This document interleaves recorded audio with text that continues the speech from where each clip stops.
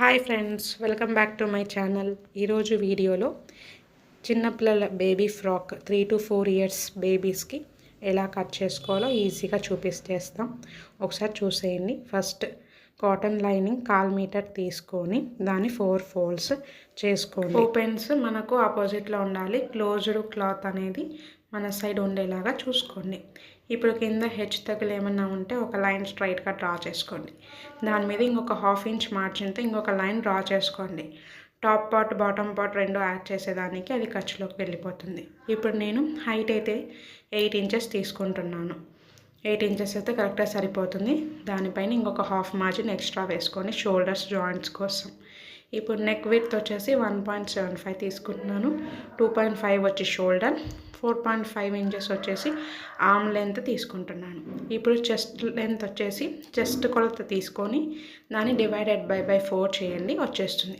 Waste కొలత తీసుకొని దాన్ని డివైడెడ్ బై 4 చేసేయండి, వేస్ట్ లెంత్ వచ్చేస్తుంది. దానికి 2 inches ఖర్చులోకి యాడ్ చేసేసుకున్నాను.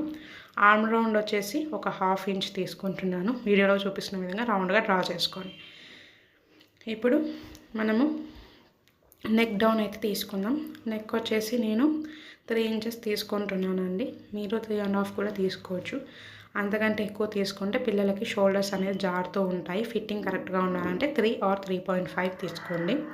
దాంట్లో స్క్వేర్ షేప్ డ్రా చేసుకొని మీకు నచ్చిన షేప్ ఏదైనా ఇచ్చేసేయండి. నేనైతే ఇక్కడ ఇప్పుడు వీడియోలో చూపిస్తున్న దాంట్లో అయితే వీ షేప్ అయితే డ్రా చేస్తున్నాను. డ్రా చేసుకున్న విధంగా మీరు కట్ చేసేసుకోండి. ఫస్ట్ నెక్స్ అయితే కట్ చేయొద్దండి. ఫస్ట్ ఆర్మ్ హోల్ అయితే కట్ చేసుకోండి, మీకు కరెక్ట్గా ఉంటుంది కట్ చేసుకునేటప్పుడు. ఇంకా కింద హెచ్ తగ్గుల కోసమని ఒక స్ట్రైట్ లైన్ డ్రా చేసాం కదా, దాన్ని కూడా వీడియోలో చూపిస్తున్న విధంగా స్ట్రైట్గా కట్ చేసుకోండి. కటింగ్ చాలా నీట్గా చేసుకుంటే మనం స్టిచ్చింగ్ కూడా చాలా నీట్గా వస్తుంది. కటింగ్ ఈజ్ మెయిన్ ఇంపార్టెంట్ అండి. నెక్స్ట్ ఇప్పుడు దాని మీదనే ఒక ఆర్మ్ హోల్ ఫ్రంట్ పార్ట్ కోసం కొంచెం లోతు తీసుకోండి. చంక దగ్గర ముడతలు రాకుండా బాగుంటుంది ఫిట్టింగ్. బ్యాక్ నెక్ వచ్చేసి నేను రౌండ్ షేప్ తీసుకునేసాను. మీరు ఇష్టం ఏ షేప్ అయినా డ్రా చేసేసుకోండి. ఇప్పుడు వీడియోలో చూపిస్తున్న విధంగా బ్యాక్ నెక్ అయితే రౌండ్ షేప్ కట్ చేసేసాను. ఫ్రంట్కి వీ షేప్ ఇచ్చేసాం కదా, వీ షేప్ కట్ చేసేసుకొని ఆర్మ్ హోల్ కూడా కట్ చేసేసాను. కటింగ్ చాలా నీట్గా కట్ చేసుకోండి, అప్పుడు మీకు స్టిచ్ చేసేటప్పుడు చాలా ఈజీగా ఉంటుంది. ఇప్పుడు ఫ్రంట్ పార్ట్ అయితే కటింగ్ అయిపోయింది. ఇప్పుడు బ్యాక్ పార్ట్ తీసుకొని మనం ఎక్కడైతే నెక్ తీసుకున్నామో అక్కడ మధ్యలో ఈ వీడియో చూపిస్తున్న విధంగా కట్ చేసేయండి. హుక్స్ అండ్ కాజాల పట్టీ కోసం పిల్లలకి మోస్ట్లీ హుక్స్ అయితే ప్రిఫర్ చేయండి. వాళ్ళకి వేసుకోవడానికి ఈజీగా ఉంటుంది, తీయడానికి కూడా.